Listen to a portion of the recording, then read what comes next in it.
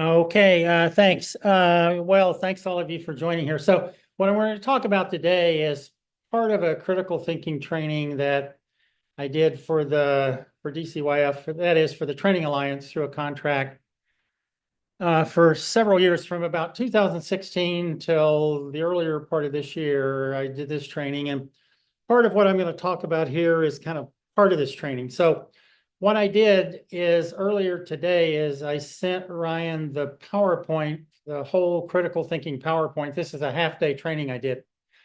And so he can send you the PowerPoint, and it will contain some of the stuff that we're going to talk about today, because given the fact that we only have about an hour here, I'm going to talk about a part of this training, but not all of it. And so I guess what I first want to do here, just to get a little bit of thinking going, and you can either reply to this, you can, verbally reply, or you can put it in the chat, is when you think of critical thinking, of the phrase, of the concept, what ideas come to mind? What for you constitutes critical thinking? And here we're not looking for right answers or wrong answers, just what ideas do you have about this? Any thoughts here? Open mind, okay. I Yeah, think we'll of come asking back to the open questions. mind thing in a sec. Fact-based thinking, okay. Thinking before concluding, or yeah, that's going to be a big theme of what I'm going to say here. Particularly slowing down, thinking through things before leaping to judgment, asking questions, considering multiple viewpoints. Again, we're going to talk about here, critical thinking is having the process to get the right answers, or at least it is maybe I would say it's a process to reduce the likelihood of error. I don't know always about getting the right answers, but still the idea is right. That is it's a way of arriving at decisions. Any other thoughts?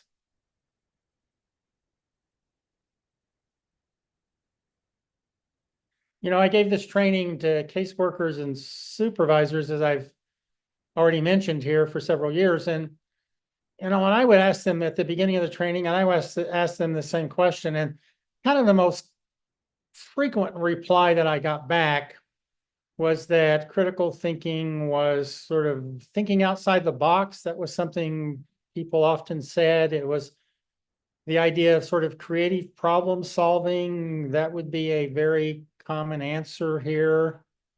Issues about, I don't know, bias or maintaining an objective point of view. That also was a very, very common answer. Any other kind of thoughts here on this subject? This obviously, the critical thinking things, that's a big subject. I did half a day training, and the thing that I would always tell people in beginning this training is this is a big subject. If I went through a period of years at the University of Washington School of Social Work where I taught 10-week classes to graduate students, and I could easily fill up 10 weeks. I wouldn't have any trouble coming up with stuff to talk about for a 10-week period of time. So obviously any brief training, a half day, an hour, whatever it is, that's going to be an idiosyncratic version of a very large subject here. And I'm going to focus on a very specific part of this, which is sort of more of the thinking about thinking thing. It's more about a focus on self-reflection. And at least that's the part of it I'm going to talk about today. Now, when I was in an academic environment and interacting with other people in the School of Social Work all the time, if you were to ask most academics, and that would be in any field, if you would ask them about critical thinking kind of stuff, probably one of the first things that would come out of someone's mouth, they would say, being able to make critical distinctions. That would be a sort of a particularly very scholarly point of view there. Another one would be able to evaluate the strength of evidence, being able to make very thoughtful, how to give weight to the factual information that one has. So those would be very, very common answers. But what I'm going to talk about today here is something just a little bit different. And it's more in the sort of the self-reflection aspect. It's sort of the thinking about thinking point of view of critical thinking here. And so a lot of the material that I'm going to talk about here in the next few minutes comes from the Daniel Kahneman book, Thinking Fast and Slow. So this book came out, and I'm going to show you the cover of this book. So you can probably see this. So this is a paperback. You can buy it for under 20 bucks. It was actually came out in 2011. It was on the New York Times bestseller list for at least a year, maybe even longer. And when you read the book, it's really hard to understand how that could even have been true. I mean, so Thinking Fast and Slow was kind of in many ways, a scholarly summary of maybe 30 years of research in cognitive psychology. Daniel Kahneman is a cognitive psychologist. And Kahneman actually maybe I think he's the only psychologist who ever won the Nobel Prize for Economics. And probably the last person who will ever do that, just as a sort of a guess there, really. So, and so if you think about, well, why was Thinking Fast and Slow such a popular book?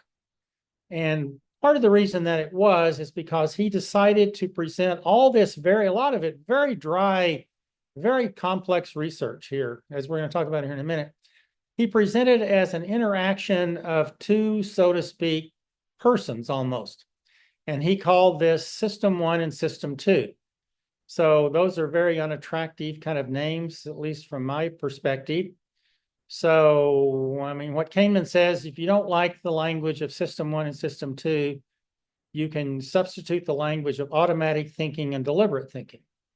System 1 is automatic thinking, System 2. So what he's doing, what Kahneman's doing in this book is he's presenting mental processes of the sort that we're going to talk about here in a few minutes as an interaction, a lot of times a conflict, but a constant back and forth between these two overall tendencies toward automatic thinking and deliberate thinking.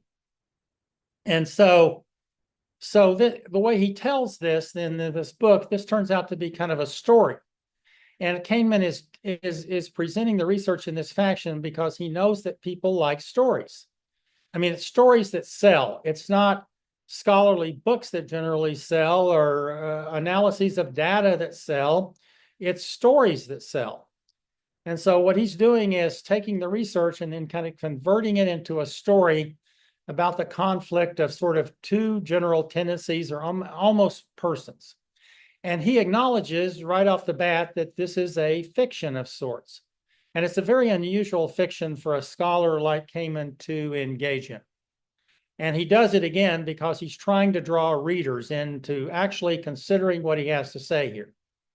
And so by far and away, the most interesting sort of character, if you would, for want of a better word, in this story is System 1.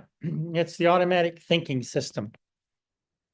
And automatic thinking has a number of very distinct features. And the first and most important one, according to Kahneman, is that your System 1 is always on. So what Kahneman is saying here is not like, he's not drawing distinctions between people. He's not, for example, saying that some of us are more given to automatic thinking and others of us are more given to deliberate thinking. Yeah, that's not what he's saying here. He's saying that everyone's mind, all of us, 100%, have this division or have this sort of interaction between these two polar opposite kind of principles. And so System 1, first and foremost, is it's always on. And that means from when you open your eyes in the morning to when you go to sleep at night, your System 1 is working. And what does it mean to say that it's working? It's generating impressions, impulses, desires, fragments of thoughts. It's always, so your mind is very, very active. And so what Kahneman says, for example, is that most of us are rarely stumped by anything. That is, even though we kind of abstractly know that we don't know much about various parts of science or lots of the world around us, nevertheless, when we have to make a decision or a judgment, right off the bat, we have an idea about the right answer. So what he's saying is that system one is a sort of a mechanism for jumping to a conclusion. And why is that? Because system one, according to Kahneman, is responsible for your personal safety and the safety of people you love. That's why it's always on. That's why it's always active.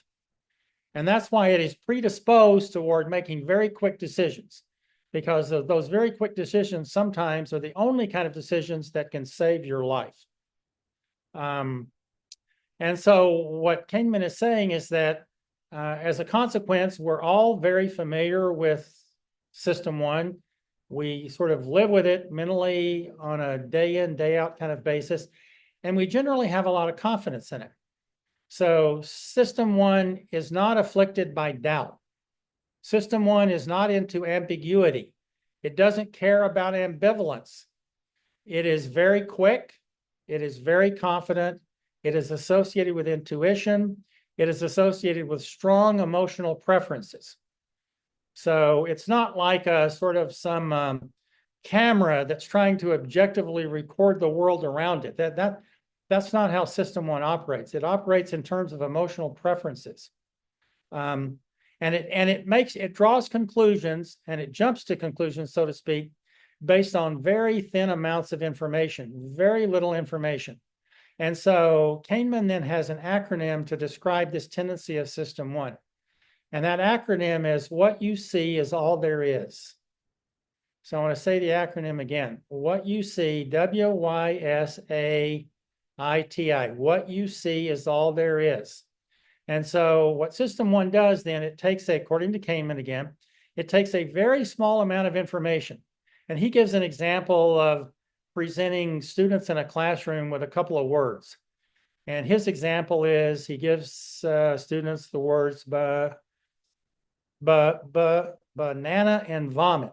And what he says is that the students will very quickly jump to, they will create a story that brings those two things into some sort of a narrative format.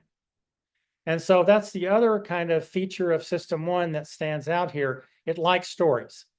And so it connects the dots very, very quickly based on a very thin amount of information. So again, what you see is all there is. What you see is all there is. So it's a way of arriving at decisions very, very quickly under very strict time pressures. That is, and so because there are times when we don't have the time to sit back and reflect. Many times in life, we have to make very quick judgments based on a very thin amount of information, because literally our lives are at stake, or there are very, very high stakes here, and we're under extreme time pressures, and that's when our system one kicks in, and it's part of the reason that we have so much confidence in it, because we depend on it so often, and much of the time it works out really, really well. But unfortunately, according to Kahneman, it is not infallible. And so what he does in this book then is he describes various biases that are associated with system one kind of functioning especially. Okay, so that's the strongest character in the book. It's system one. It's very headstrong. It has lots of energy. And for the most part, in terms of mental operations, it rules the roost. Okay, in contrast with system two. System two is, according to Kahneman again, it's very slow, it's deliberate, it's analytical, and a very important feature of it, it's lazy. And why is it lazy? It's lazy because it has limited energy resources. So remember, system one has unlimited energy. It's on from the time that your eyes are open in the morning until you go to sleep at night. It's never off. It seems effortless. On the other hand, when you're dealing with system two, on the other hand, it's a very deliberate system. It's a very lazy system because it has limited limited amounts of energy and resources, so it has to conserve those resources. So the idea is that you only use your deliberate thinking system if system one doesn't provide you with the answer. I mean, if you already have a strong intuition of what's true, why bother with using system one, with system two that has limited resources when you already know the answer? So the idea is that when in doubt, we tend to default to system one. And so to give this idea, so this isn't a lot of times I find very intuitively obvious to people, and Kahneman found that that was true as well. So on page 44 of this book, I'm going to read you something that he has to say about this. He says, here is a simple puzzle. Do not try to solve it, but listen to your intuition. A bat and a ball cost $1.10. The bat cost $1 more than the ball. How much does the ball cost? So I'm going to say this again. A bat and a ball cost $1 and a dime. The bat cost $1 more than the ball. How much does the ball cost? And he says, a number came to your mind. What is that number? Again, he's asking for you, what's the first thing you thought when you hear this little puzzle? 10, yeah. So he says, do not try to solve it, but listen to your intuition. He said, a number come to your mind. The number, of course, is 10 cents. The distinctive mark of this easy puzzle is that it evokes an answer that is intuitive, appealing, and wrong.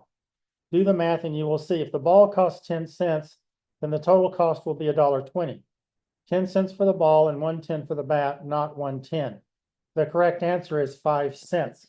So the point that Kahneman is making here, he's not giving people a test of their math skills. You know, if you give I found if you give people in a classroom, I used to do this, with people, and before 2020, I would do this training in classrooms, and so I'd give people a few minutes and groups to come up with this answer. And as soon as people have a time to think about it, even just a little bit, they generally come up with the right answer, even if their math skills are not great, right? So it's not a test of math skills. It's a test of how willing people are to use their system two, if their system one has already given them the answer. If system one has already told you the answer is 10, the answer is 10 cents, why would I waste limited resources on a paper and pencil exercise that's going to deplete part of the limited mental energy that I actually still have? And so what Kahneman is trying to do is to show you that, that for most of us, we have kind of a disinclination to use our system two, our analytical, deliberate, slow thought, lazy processes, if our system one has already given us the strong answer. Because one of the features of intuition is it generates a sense of confidence. And why does it generate a sense of confidence? Because so often it works out to be actually the truth. And it's extremely impressive. It's very impressive a lot of the time that we can intuitively, quickly, without understanding how we did it, we can sense all kind of important things about the environment around us, and particularly about the social environment.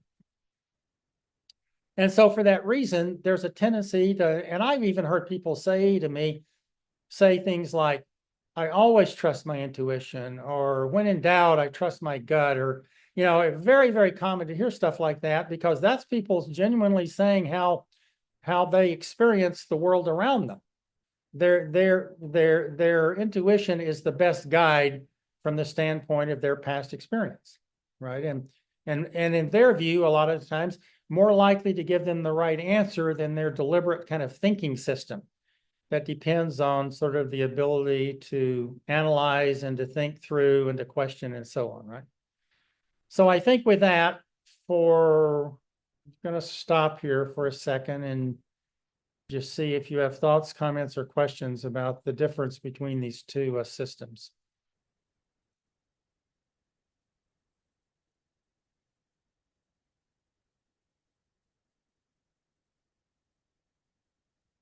Okay, so just one other thing to say, Kahneman, for example, is not saying here that system 2 is always right or that system 1 is, inferior or something like that. That's not his argument here. So he is very, very aware of the sort of the weaknesses of system 2. So it's apart from just being lazy, it also says some other inherent kind of flaws.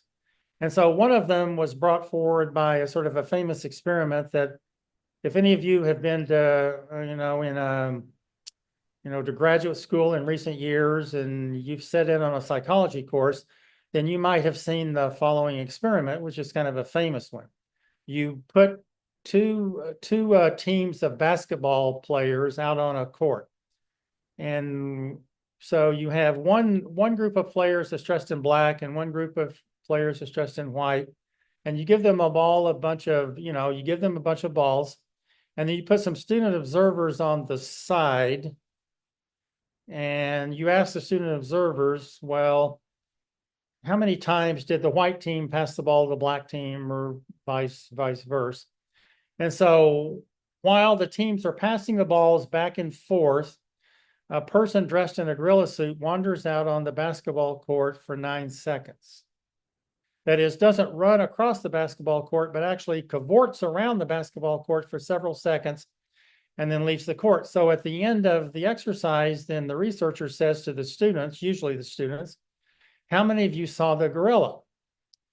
And the general answer to that is 50%. And so this is an experiment that's been done over and over and over again. And usually you get about the same result. So about half the group saw the gorilla and half the group didn't see the gorilla. And the group that didn't see the gorilla doesn't believe that could possibly have happened with them watching the basketball court until they see the video of it. They actually have to see the gorilla to believe that they missed seeing that gorilla. Well, how could that possibly be true? So it turns out that the way that many people operate with their system 2 is that they are able to compartmentalize. In effect, they have programmed their mind to notice or to recognize certain things and to ignore others. And so if some people, if they're looking for basketball passes, they simply don't see anything else that's going on that court. Why? Because somehow they have programmed their mind just to notice this one thing. And so it's sort of a function of the ability to focus attention on one thing in the environment that you're looking for, and somehow ignoring anything else that might be happening on that court. Okay, so back to Jen. Jen says, my intuition said the quick answer is 10 cents, but my intuition also said, I know this isn't the right answer, but of course, I wouldn't even be giving this to you. Kahneman wouldn't even be putting this in the book if 10 cents was the right answer, right? So again, we know that just the way the thing is presented, it can't be the right answer. And of course it isn't. But again, our intuition is very, very quick. And it has answers for us. And a lot of times the answers are right. But alas, a lot of the time they are not. So before I go on and, we talk about a sort of an application, an example from the world of child welfare, let me stop again and see if any of you have a comment or question.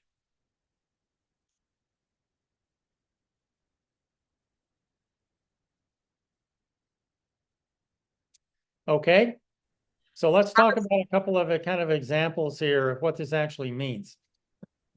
So maybe more than 20 years ago, something like that, a scholar in England named Eileen Monroe published an article in Child Abuse and Neglect, which is a journal, a scholarly journal in this country, one of the main scholarly journals in child abuse and neglect stuff. And the name of the article was Common Errors in Reasoning in Child Protection.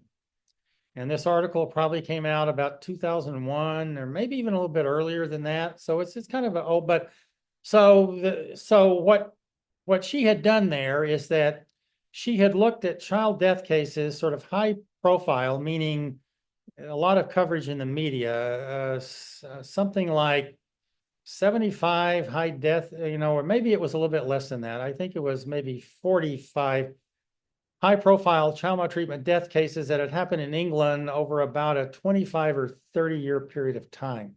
So there turned out to be a lot of information about them, both in the media, and many of them had then been reviewed by teams of various sorts. And so there's a lot of information about that.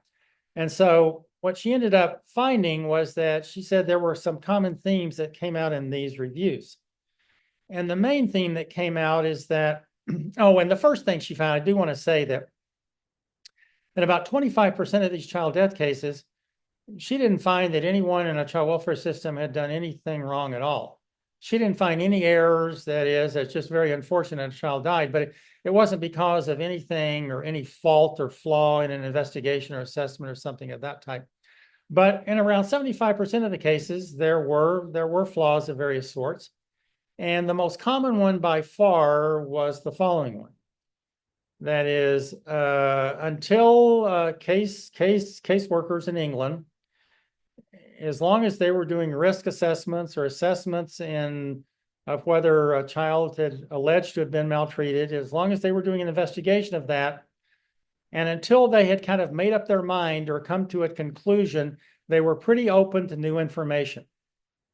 Pretty open to new information until they had made a judgment of some sort, and especially until they had declared that judgment in some kind of a social milieu or framework.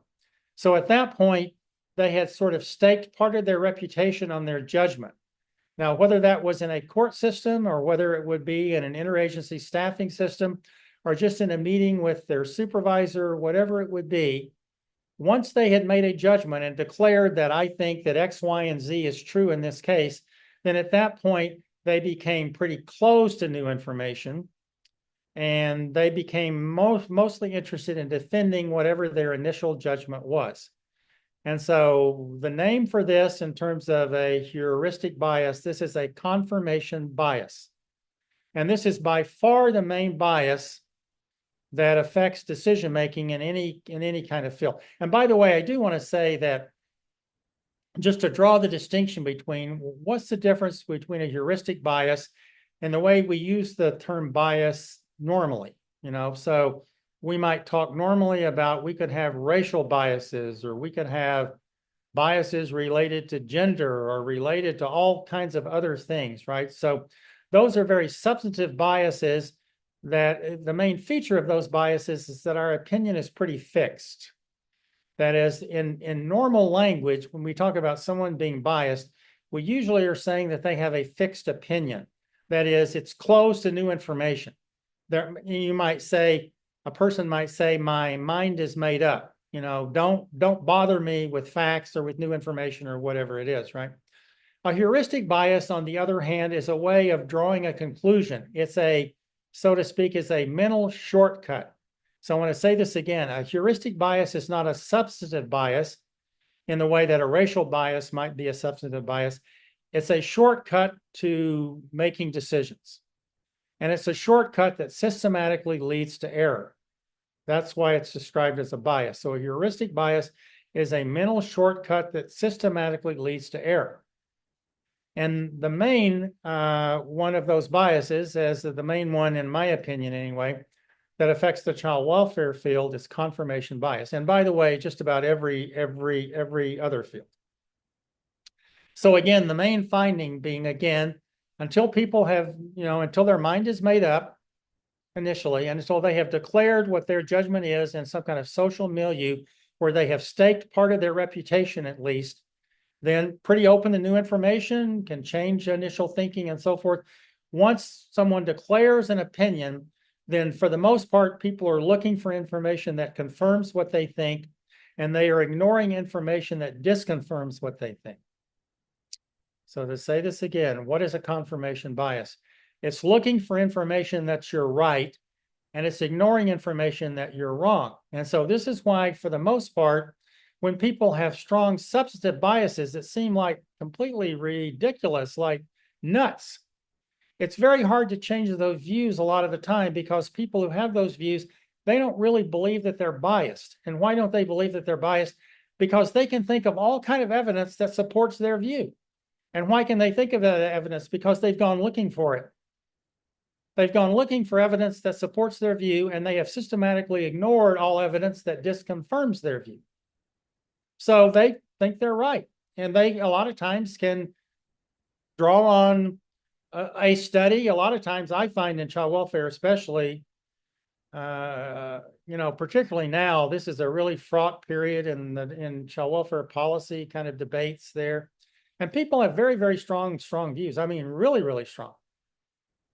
And a lot of times when people are saying things, they're basing that on they've read one study, or they've read one story somewhere that confirms what they think, and they are convinced that that is it. That's the right answer. And so it's very hard at that point to change anyone's mind, because it's not like it just came out of the blue. They can actually point to something there, and in terms of evidence there. And so that's how confirmation bias works. And that's why it's so incredibly hard to change here. And so the underlying kind of idea here that I want to get across in this training is that truth seeking in child welfare, like it is in every other field, it is a social enterprise. So I'm going to say this again, just as a guideline. None of us are very good at truth seeking on our own. We operate in a social milieu, and part of the reason we operate in a social milieu is because people can give us critical feedback. So that if we're really going off the rails here in some way, or we're really saying something that's ridiculous, someone has the opportunity to call us on it in some kind of way, to get us to rethink this in some way. That's what truth seeking, and that's the nature of the enterprise there. That's what I'm trying to say here. That so we depend on one another and sort of a network of social interactions. And when for any reason that ability to engage people who don't think the way we think about something, whenever that is compromised, whenever that is reduced to practically nothing, whenever it's almost an impossible thing to do, there is going to be people that come up with incredibly crazy ideas. Now, that's obviously true in the political realm where we are right now, but in past years, it's true of just about any other field that you can think of, right? And it's particularly true in the professional realm as well here. And so now we're talking nitty-gritty stuff about cases where we're really talking about kids' lives here and about their families. And so again, so the first thing before anything else, there are lots, and by the way, in the Kahneman book, they point out about he and his colleague, Adam Tversky, who's, deceased now. When they did a lot of this research, they found about 20 different biases that affected decision-making in various ways. And so in the trainings that I've done and what we're talking about here, I only talk about a couple of them because they're so important and they have such an impact, but there's a number of others here too as well. So before I go any further this, and we talk about a little bit, well, given that this is a strong tendency, and by the way, it's a tendency of all of us. It's not like if you have 100 and, a high IQ or something that somehow you're freed from the influence of this kind of bias. No. If anything, you're just more able to employ it. So having a lot of intelligence doesn't free us from this bias. So if anything is going to free us from this bias, it's self-reflection. And so we need to be thinking about, well, what can we do to control this tendency, which is very, very powerful? So let me ask here, given the fact that this is the challenge we're dealing with here, what would be some ways of controlling the tendency to confirmation bias? Let's just talk about some ideas here.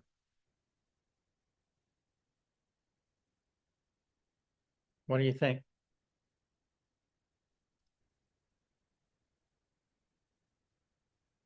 Well, I would say discussing the case with other people and welcoming alternative viewpoints. Yes. So again, You have to be operating in a social milieu. You have to be talking about, you have to be able to transparently describe your thinking and decision-making clearly. And you have to be able to listen to and even invite critical comments. Again, critical meaning they really address your argument or they address your judgment. That doesn't mean that you have to put up with people attacking you personally or saying nasty things about you or, you know, engaging in insults or whatever that would be. But you're able to have a civil discussion here in which you do not agree on every point. And so you have to put yourself in a situation where that's possible, and not just every once in a while, but regularly, continually, consistently. So until everyone understands, and I mean everyone, all IQ levels, all perspectives, all points of view or whatever, until there is an understanding that human beings are very vulnerable to error. That's the nature of our species. We're very vulnerable to error. And until people have an idea of that, that really understand that, and so to speak, excuse my metaphor, kind of a gut way, there just isn't any way that people are going to be able to control their tendencies. Because, of course, if you're not self-reflective about this, you just jump to conclusions. And then you're convinced you're right. And then you look for evidence that you are right, and you find it. And then it's impossible to actually admit mistakes. So one of the ideas that I try to get across to students a lot of the time is that, in particular, it's particularly true in the scholarly realm, but it's also true in court systems and anything else. Being able to change your mind in response to new information, you know, being able to admit we're wrong, that's not a sign of intellectual weakness. That's a sign of emotional strength. Being able to admit you're wrong intellectually is a sign of emotional strength. You know, when I read authors in various subjects, and here I don't mean just political subjects, but I mean across the board, any kind of science or whatever. One of the things I'm looking for is in authors is not just their intelligence, not just their level of insight, their knowledge of the subject or whatever. I'm particularly interested in their intellectual integrity. That is a big deal to me. And I think it is to most scholars who work in any kind of a field. And so how do you recognize integrity? In the intellectual realm, you recognize it by the willingness to admit that you're wrong, or that you were wrong in the past, or that you misinterpreted something, or that you could be wrong. That is a sign of intellectual integrity. And the unwillingness to admit that and to defend one's point of view at all cost and 100% of the time, that's a sign to me of a lack of integrity. So, yeah, and I think a lot of times, by the way, having had a lot of involvement with court systems over a period of many years, I think that courts are very impressed by that. I think they're very impressed by indicators of integrity. And that means, to a certain extent, by the willingness to change one's views, to admit mistakes, but also expressing a certain degree of humility. There are just some things that we don't have any way of knowing. And so being willing to say, I don't know, or I haven't figured it out, or I'm still searching for the answer, that's also a sign of integrity. You know, understanding what our boundaries are. So yeah, so a couple of the answers, you know, finding a social milieu where you can have a back and forth with people who may not agree with you in a civil kind of a way, having a relationship with someone where that's possible. Very importantly, being able to slow down. So remember, what makes system 2 kind of thinking possible at all is that you slow down. System 1 is, its main feature is speed. That's the reason we use it so much. Under time pressures, we have to make speedy judgments. But there's a lot of times when we don't have to make speedy judgments. We actually have the ability to slow down and deliberate. And so when I worked in child welfare a lot of the time, I found that a lot of times when I was trying to restrain my tendency to leap to judgment, and I have a very strong tendency to do that. And so it made me kind of uncomfortable. I was trying, before I ever read Kahneman, I was a lot of times trying to figure out, well, what is it that creates tension and here I'm speaking of me, what is it creates internal tension or kind of a feeling of discomfort when I'm trying to withhold judgment, you know? And And of course, the Kahneman book explains it right off the bat. I'm standing in the way of my system one. My system one is convinced it has the answer. And so that's something that all of us can practice. That's not a skill that we have in a genetic kind of way. It's not a feature of temperament. It's a feature of practice. It's a feature of practice, right? So it's something that we learn to do little by little, usually, having learned that it's very easy to be wrong. And, and I've just found in child welfare, until, particularly those of you, several of you here are veterans. I mean, you've done this for a lot of years. Until you've had the experience of being really seriously wrong about something in child welfare, there's just a tendency to be overconfident in one's judgment. To think that somehow I couldn't make that kind of grievous error that someone else has made. But over a period of time, the more experience you have, the more likely it is at some point you will be grievously wrong. And when I worked in child welfare for over 30 years in public child welfare systems, and I can remember a handful of times when I was grievously wrong in a way that really affected the well-being and the lives of children and families, right? Well, wow, once you've had that experience, then you want to come back and think about, what can I do to prevent this from occurring in the future? What actually can I learn from this about my own particularly tendency to jump to conclusions based on a very thin amount of information frequently. So that's the first of those biases. The other one that has a tremendous effect is what I would describe as halo effect. And I think that's Kahneman's term for it too. And so another term for halo effect is the power of first impressions. And so the power of first impressions is, for example, I meet someone, maybe I meet a parent, maybe I meet someone else, a foster parent, I meet someone, I take an immediate liking to them. If I immediately kind of like them, then initially I kind of like everything about them. If I like them, I think that everything about them has got to be positive, because, wow, I had such a good impression. If I don't like the person immediately, then I think they really can't have any virtues, really. I mean, they're such a jerk. I mean, they're so blob X, Y, and Z, they could not possibly have any redeeming virtues, right?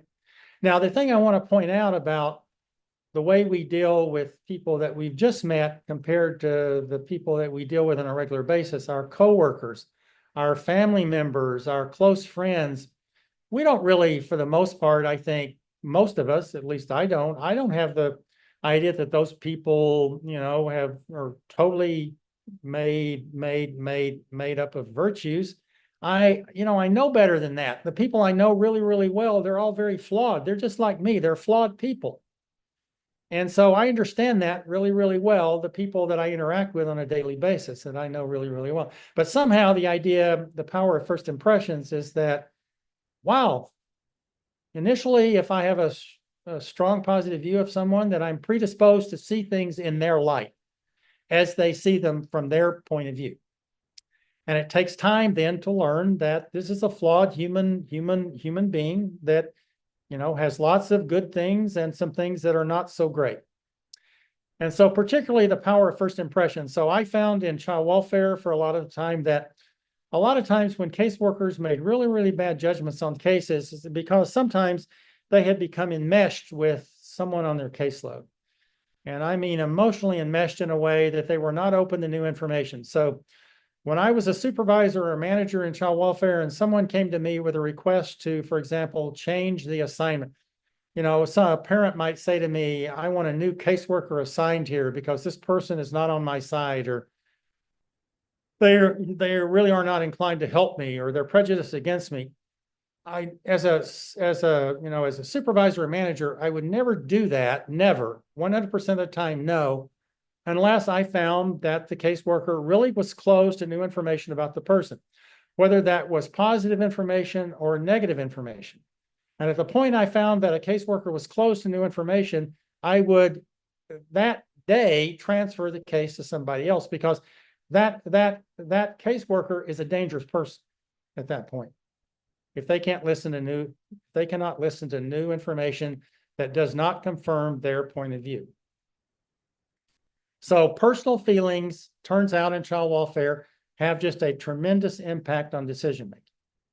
And those personal feelings tend to have this sort of formula. I like someone, so I like everything about them. And if there's any sort of issue around what the facts are in a particular case, if I like someone, I see it from their perspective. If I don't like them, I think they must be a liar.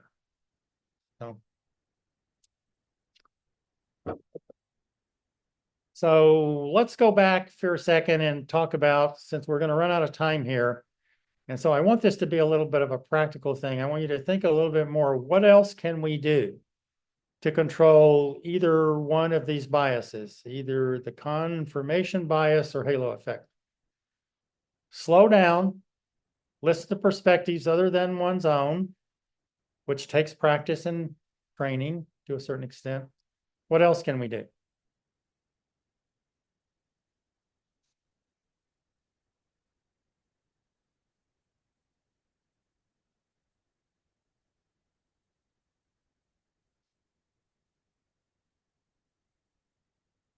Well, Kahneman has a number of suggestions, and I'm just going to go over, a couple of them kind of right off the bat here. So one of the first ones is, that I found, particularly working in child welfare, is that it's very helpful to be able to summarize the strongest argument of the person who does not agree with you.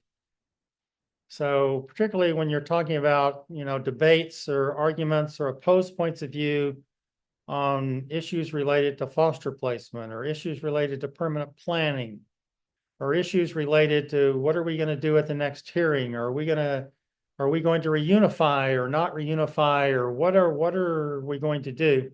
And we find that someone in this circle of decision makers that we're interacting with does not agree with us. One of the things that's very, very helpful to be able to do is to summarize their strongest argument. And this is particularly true if you are if you've had any kind of history in debate in high school or college or any other kind of a format. And I found this is something that attorneys are able to do because they learn to do this a lot of times in their training, that you're able to summarize the strongest position of the person who doesn't agree with you. And that means objectively summarize it without sarcasm, without putting anybody down. And that doesn't mean that you have to roll over to their opinion or anything like that. It just means that I have listened to someone carefully enough that I can summarize their strongest argument.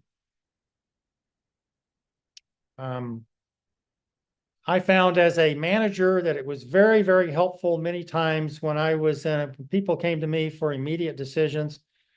One of the simplest skills that you learn as a manager is just to say, I'll think about it. I'll deliberate on it. I'll give you an answer in a day or two, rather than standing there and having someone pressure you into making an immediate kind of a decision. So being able to slow down, being able to deliberate. And also it's very helpful to be able to reflect on, again, go back and reflect on yourself and on your own feelings about something. So I found, for example, and whenever, any kind of a disagreement or a dispute, even a mild one with someone, and that person is making me irritable, when I'm I have trouble restraining my ability to break into their statements or something, when I can't listen to them because they're upsetting me so much with their opinion. And instead of going back and continue to think about them, I try to start thinking about myself. Why am I being defensive? If I'm so strong in my perspective and my opinion, if I'm so strong in my understanding of the facts and in my ability to interpret those facts in a meaningful kind of way, why am I irritable in listening to their opinion? Why does it bother me at all?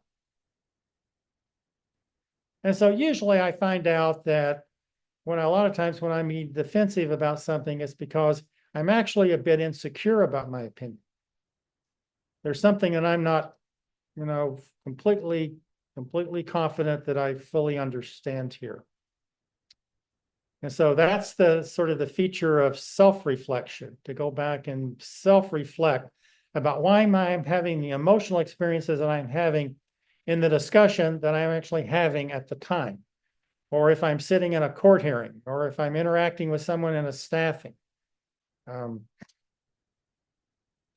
So trying to be aware of one's own emotions. So I guess you would describe that as sort of a, the sort of the skill of mindfulness, being able to sort of monitor our own reactions, both our mental reactions and our emotional reactions, as we are having them and as we are continuing to interact with someone. We also have some feature of awareness of how we're feeling about it, right? And when we're getting more and more upset.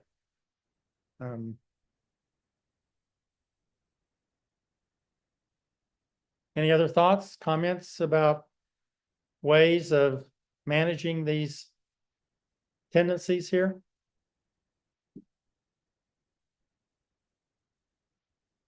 Debbie says, I like to observe cases other than mine in court because I am surely not emotionally involved. I always learn something. I think this is true. I mean, I think this is something, I think this is one of the reasons that, we like to watch movies or shows or plays or stuff like that. I mean, we can watch people in emotionally fraught type of situations where we're not emotional. We don't have to act. We're not emotionally in the middle of it. And we can actually, in addition to just enjoying the story or something, we can actually learn something from the way that people are interacting in that show or whatever, right? We learn a lot by watching and listening.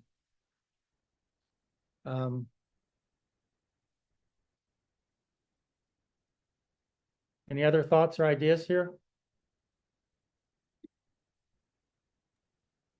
This is Daisy.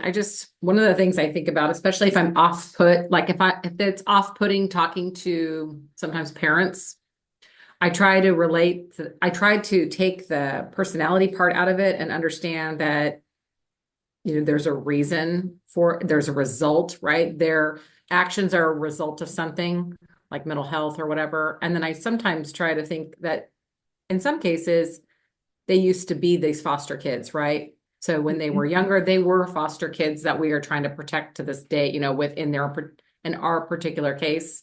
So it just tries to take that bias part out of it.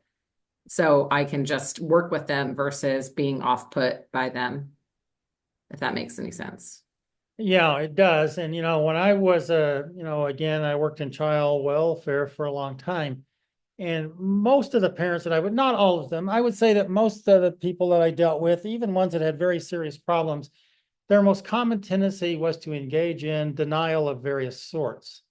And here I'm not talking about out and out lying here. I'm just talking about simply not being willing to admit that something was true or that it had happened or something. That is, they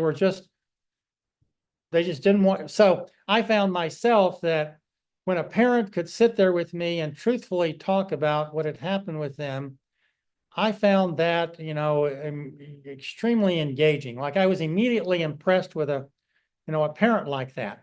And then, of course, over time, I learned that parents a lot of times were very, very astute. I mean, they learned that impressed me. And so they could manipulate me by just being honest about what had happened in their home.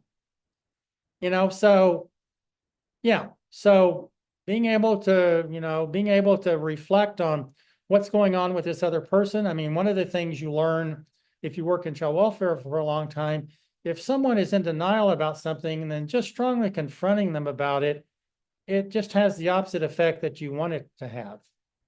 It just makes them stronger in their opinion. So that's not how you change anyone's mind about something.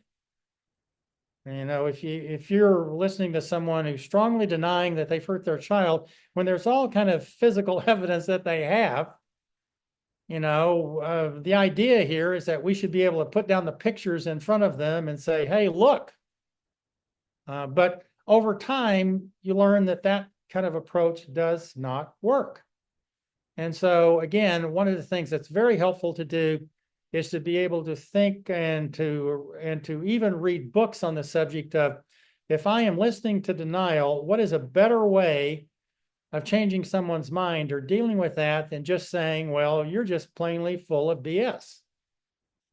What would be a better way of reacting to denial? And there just turns out to be very excellent books on this particular subject. Pretty simple books that you can read in an hour or two about that. And so those are very, very helpful kind of approaches to sort of Donna says you can't have a battle of wits with an unarmed person. Well, that's a pretty witty way of saying a very, very smart things. So what are those books? I'm going to send, I'll find the title here. I've actually done a PowerPoint on a couple of these books. So I'm going to, I'll find what I've done on this. And anyway, I'll find the name of the book, the best one, and I'll send it to Ryan there and send it to you there, right? So I actually developed a training for DCYF while I had a contract with them for several years on how to have difficult discussions with people and in a way that was actually helpful. And so I used a couple of sources for that, and I'll send you the name of the sources here. Now, one other book about decision-making before we run out of time here that incorporates a lot of the Kahneman ideas, but in a way that's a lot easier to assimilate is, hold on for a second. I'm going to find the book and see if I can show it. Okay, so the name of the book, sorry. So the name of the book is Decisive, and the authors are Chip and Heath and Dan Heath. And this book, you can read this book in about 2 hours. You know, the Kahneman book is kind of actually, despite its best-selling thing, is very, very hard going a lot of the time. And you have to read it and read it over again. But this book is different because, again, it's written for you know, an educated group, and so it's how to make better choices in life and work. It's not mainly, doesn't have examples from child welfare for the most part. And it talks about the 4 villains of decision making. And the advantage of it is that it does incorporate the Kahneman stuff in a way that's easier to assimilate. So the 4 villains of decision making that the Heath brothers talk about here are what they would call tunnel vision, the tendency to jump to conclusions, you know, particularly the ability to the effect of emotions on decision making, and particularly lastly, the overconfidence in predictions. And so all of those 4 points about decision making are very applicable to child welfare, and particularly the latter. You know, the latter one, the idea in child welfare a lot of times is that we have an expert. Somehow that expert is going to be able to predict things about the future that non-experts would not be able to predict. And that just turns out a lot of times to be false. And so it's very, very helpful to understand what are the limits of prediction and when it's kind of halfway plausible and when it actually isn't. And the sort of the tunnel vision thing, of course, is back to the thing about making decisions on a very thin amount of information. That is, I know just a very little bit, and then I put that little bit together in a story that has a lot of fictional elements in it that my mind has created to bring these elements together. That's sort of the tunnel vision aspect of things, right? And so, you know, the sort of the tendency to jump to conclusions and to defend whatever we initially think at all costs. And then, of course, the effect of emotions, and particularly the effect of short-term powerful emotions on decision-making there. So those are the 4 villains of decision-making. So I recommend this book. And I think it's enjoyable reading, and some of the examples are taken from business and other examples are taken from the sort of marriage fights and stuff of that type here. So I've sent you a PowerPoint. I do recommend the Kahneman book, but I do want to say something about the Kahneman book is it's a book that repays study. So what I've done is I've read probably particular chapters of this book, maybe half of it. You know, I have to have read it, you know, a dozen times. And every time I read some of these chapters again, I get something new out of it because the guy has so much incredibly important stuff to say. But I've never been able to read the Kahneman book from cover to cover. It's just impossible it's just almost impossible to do that, right? So it's a book that replaced study. On the other hand, this book, Decisive, you can read the whole book in 2 hours and it's easy, it's enjoyable. And so just in terms of how to assimilate the information there and whatever. And then, of course, I've also promised that I will send you the book about how to have difficult discussions with people in a way that's helpful as opposed to hurtful. I'll find the name of the book. I'll send it to Ryan. Okay, I'm going to stop here and give anyone a chance to a last comment or question here. Okay. Thanks, Ryan. Thanks so much, Dee. We'll see you next month. Okay, bye-bye. Thank you.